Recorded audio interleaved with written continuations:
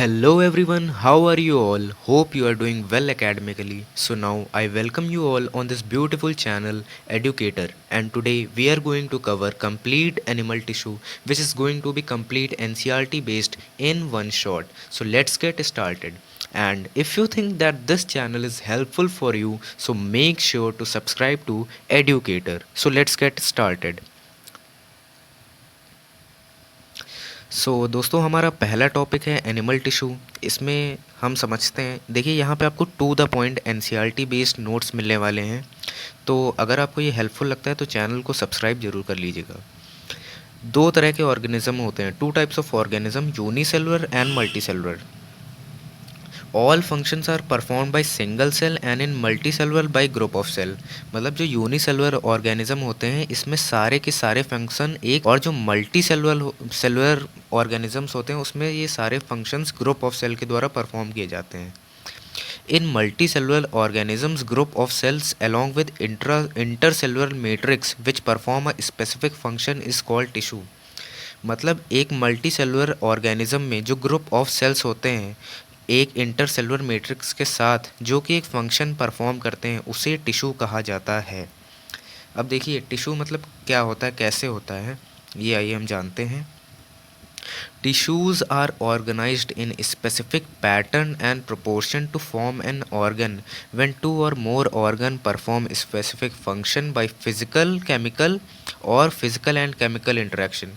देखिए दोस्तों यहाँ पे एक देखने वाली बात है, या तो ये फिजिकल केमिकल है या तो सिर्फ फिजिकल है और केमिकल है interaction, it forms an organ system. तो इस पैराग्राफ का ये मतलब है कि जब टिश्यू ऑर्गेनाइज होता है स्पेसिफिक पैटर्न में, मतलब एक उसका पैटर्न होता है स्पेसिफिक और प्रोपोर्शन में, अमाउंट में, तो वो एक ऑर्गन सिस्टम फॉर्म करता है जो कि फंक्शन करता है या तो फिजिकल या केमिकल के द्वारा, फिजिकल केमिकल इंटरेक्शन, या तो सिर्फ फिजिकल और सिर्फ केमिकल, और वो एक ऑर्गन सिस्टम फॉर्म करता है। These split up the work and exhibit division of labour. अब दोस्तों इससे हमारी बॉडी में ये हेल्प मिल जाती है कि ये डिवीज़न ऑफ लेबर, मतलब जो भी हमारी बॉडी में काम हो रहे हैं तो वो बढ़ जाते हैं। अब टिश्यू होते हैं चार प्रकार के, epithelial tissue, connective tissue, muscular tissue, neural tissue. तो सबसे पहले हम लोग देखेंगे एपिथेलियल टिश्यू, जिसको हम एपिथेलियम भी कहते हैं। It's free surface faces either body fluid और एनवायरमेंटल फंक्शन और एनवायरनमेंट। मतलब या तो ये बॉडी फ्लूइड को फेस करेगा या तो एनवायरनमेंट को मतलब वो करेगा। तो इसका सीधा सीधा मतलब निकलता है कि अगर एनवायरनमेंट को करेगा तो मतलब बाहर वाला तो हम लोग ये कवरिंग का काम करेगा, और बॉडी फ्लूइड के अंदर ये लाइनिंग का काम करता है। ये कॉम्पैक्टली पैक्ड होता है विद लिटिल इंटरसेलुलर मैट्रिक्स। अब जब ये कॉम्पैक्टली पैक्ड होता है तो इसमें लिटिल मतलब बहुत थोड़ा इंटरसेलुलर मैट्रिक्स होता है जो ग्राउंड सब्सटेंस होता है। ये दो तरह के होते हैं, एक होता है सिंपल एपिथेलियम, एक होता है compound epithelium.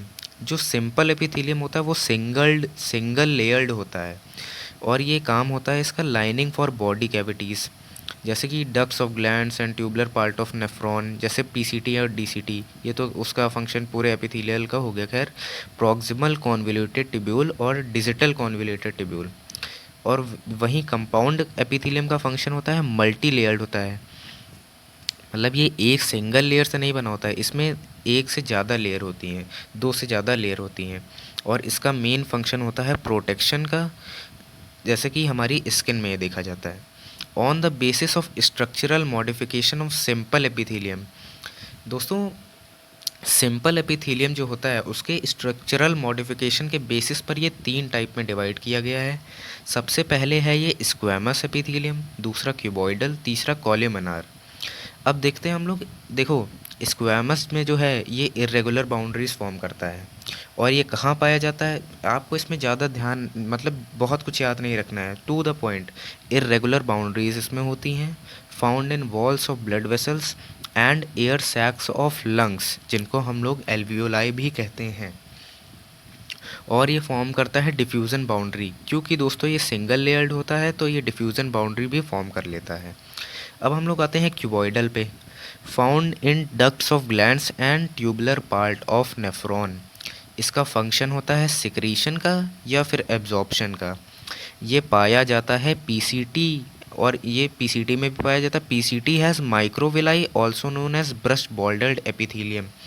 Proximal convoluted tubule में माइक्रोविलाई होते हैं जिनको हम लोग ब्रश बॉर्डर्ड एपिथीलियम के नाम से भी जानते हैं। अब बात करते हैं हम लोग कॉलमनार एपिथेलियम की।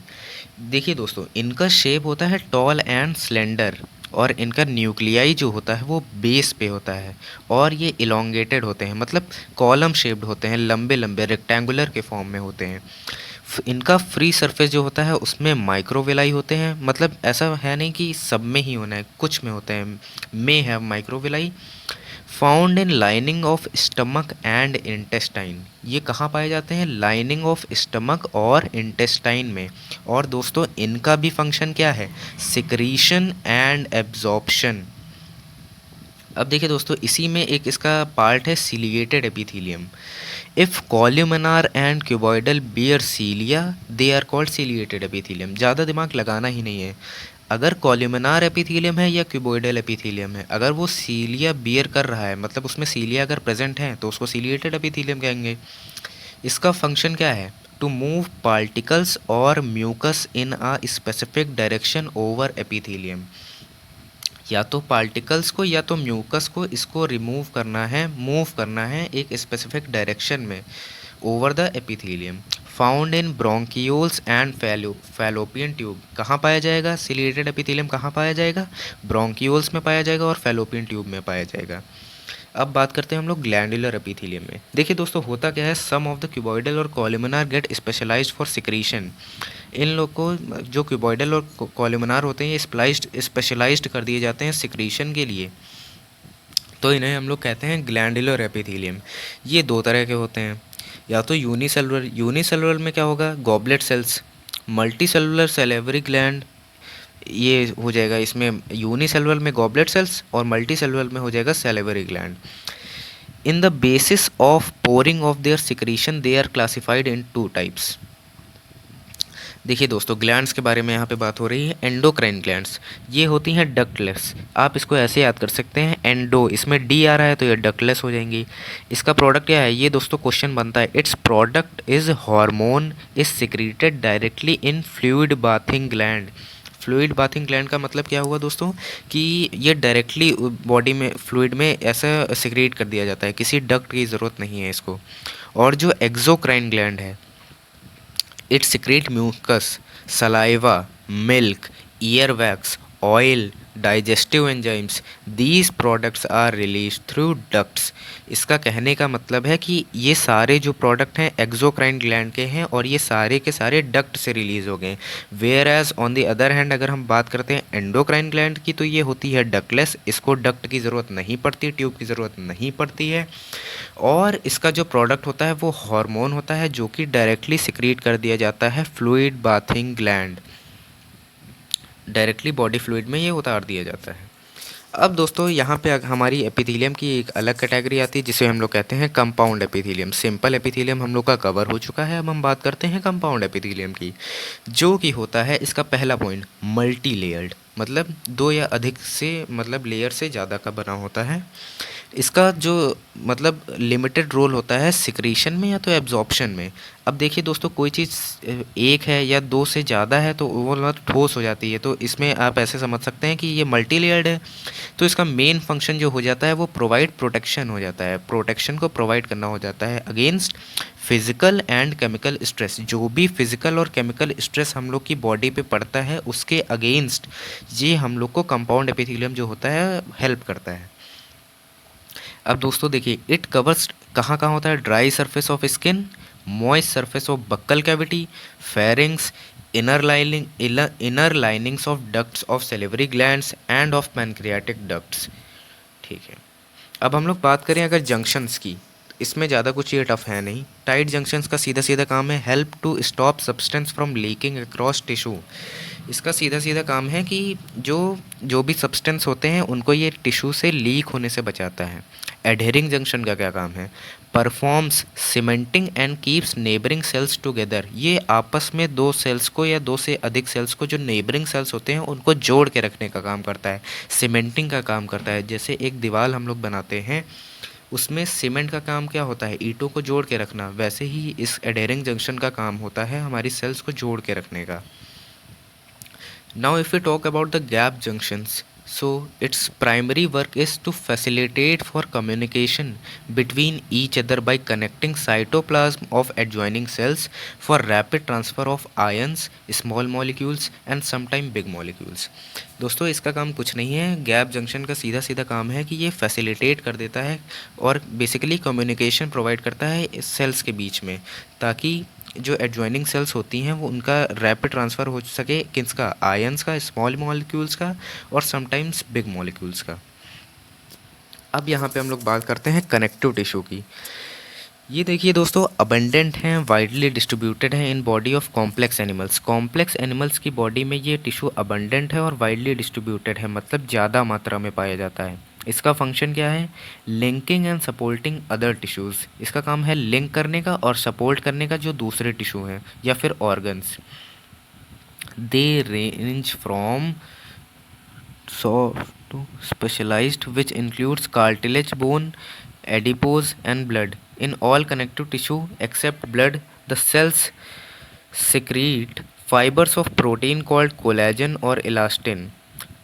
In all connective tissue except blood, मतलब कि जो सारे कनेक्टिव टिश्यू होते हैं ब्लड को छोड़ के सारे फाइबर सिक्रीट करते हैं जो कि होते हैं प्रोटीन के। सिक्रीट फाइबर्स ऑफ प्रोटीन, उनको क्या कहा जाता है, कोलेजन कहा जाता है या तो इलास्टिन कहा जाता है। अब फंक्शन का, फाइबर का फंक्शन क्या होता है, या तो स्ट्रेंथ प्रोवाइड करता है, इलास्टिसिटी प्रोवाइड करता है या फ्लेक्सिबिलिटी प्रोवाइड करता है, किसको, टिश्यू को।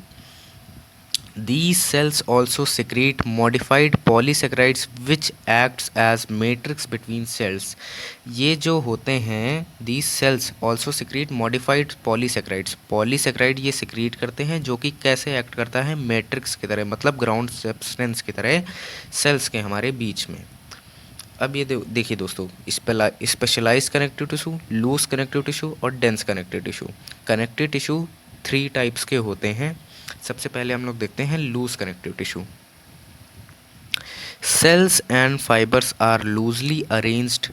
एग्जाम्पल, इसमें होता है लूज़, नाम से ही पता चल रहा है कि अगर सेल्स और फाइबर्स हैं तो वो लूजली अरेंज्ड हैं। इसका एग्जांपल अगर हम लोग देखें तो एरियोलर टिश्यू होता है जो कि कहाँ पाया जाता है, हमारी स्किन के नीचे जस्ट पाया जाता है, beneath the skin, which supports epithelium. अब देखिए दोस्तों, एपिथेलियम का फंक्शन क्या था, हमारी स्किन को कवर करने का, या तो कवरिंग का काम था या लाइनिंग का काम था। तो उसी के नीचे ये प्रेजेंट होता है एरियोलर टिश्यू।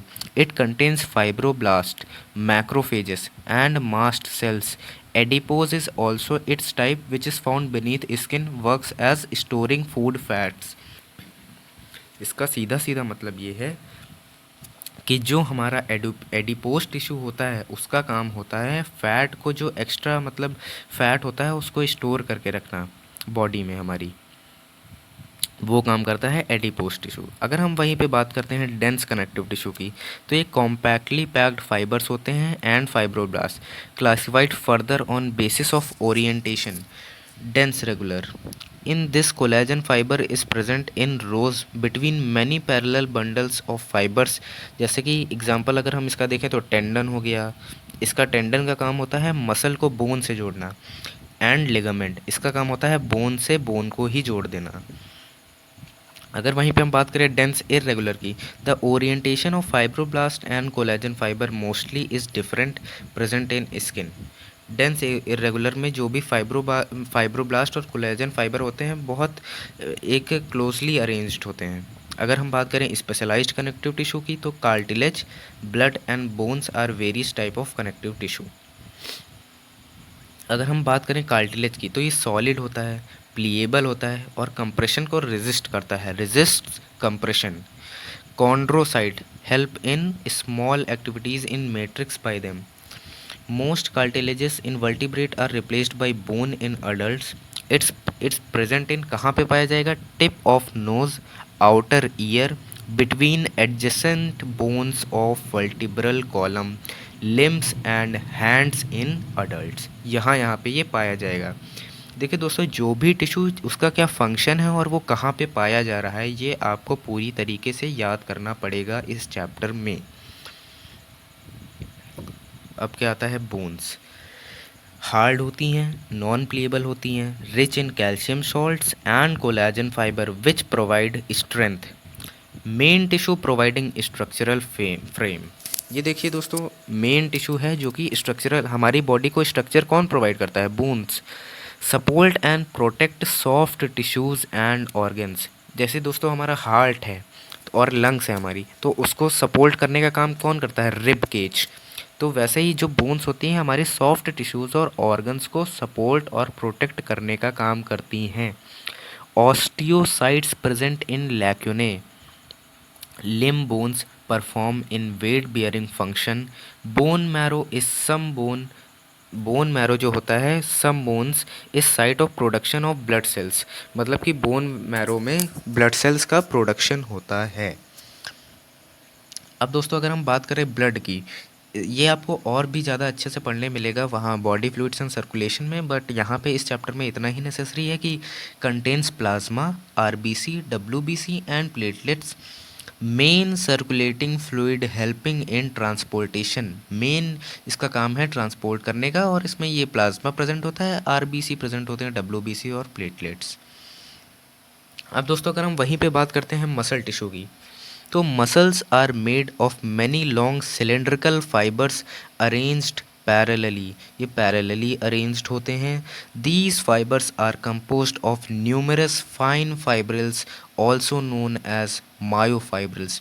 मतलब कि जो ये फाइबर्स होते हैं ये कंपोज होते हैं भिन्न भिन्न प्रकार के फाइन फाइब्रिल्स से, जिनको हम लोग मायोफाइब्रिल्स भी कहते हैं। एमएफ का मतलब यहाँ पे है myofibrils. Contract in response to stimulation and relax and return to its normal state in coordinated way. दूसरा पॉइंट है हमारा यहाँ पे, their action makes our body to adjust our self for changing environment by changing posture and movement. Muscles are of three types. Skeletal muscle होती है, smooth muscle होती है और कार्डियक मसल होती हैं। स्केलेटल मसल का क्या फंक्शन होता है, क्या रोल होता है? This tissue is closely attach to the bones. ये बोन से हमारे क्लोजली अटैच होता है।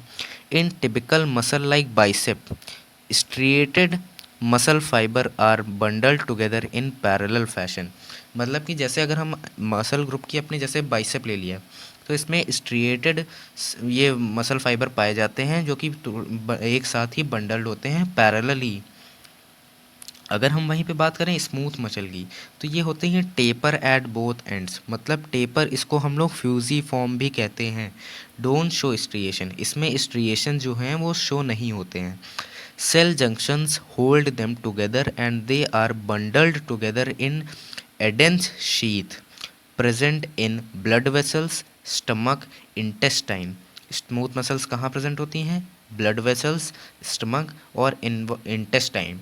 ये इनवॉलेंट्री होती हैं, इनका जो होता है इनवॉलेंट्री होती हैं ये, और ये इनका जो फंक्शन होता है, मतलब कि इनवॉलेंट्री, आपकी इच्छा से ये मसल्स कंट्रोल नहीं हो सकती। वहीं पर अगर हम लोग बात करें कार्डियक मसल टिश्यू की, जो कि कार्डियक का सीधा सीधा मतलब है हम लोग की हार्ट में। Contractile tissue present in only heart. Cardiac जहाँ पे भी शब्द आता है आप लोग जान जाइए कि हार्ट की बात हो रही है। जैसे कि रेनल होता है तो जान जाइए कि किडनी की बात हो रही है।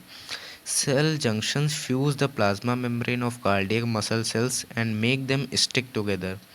Communication junction at some fusion point allows the cells to contract as a unit.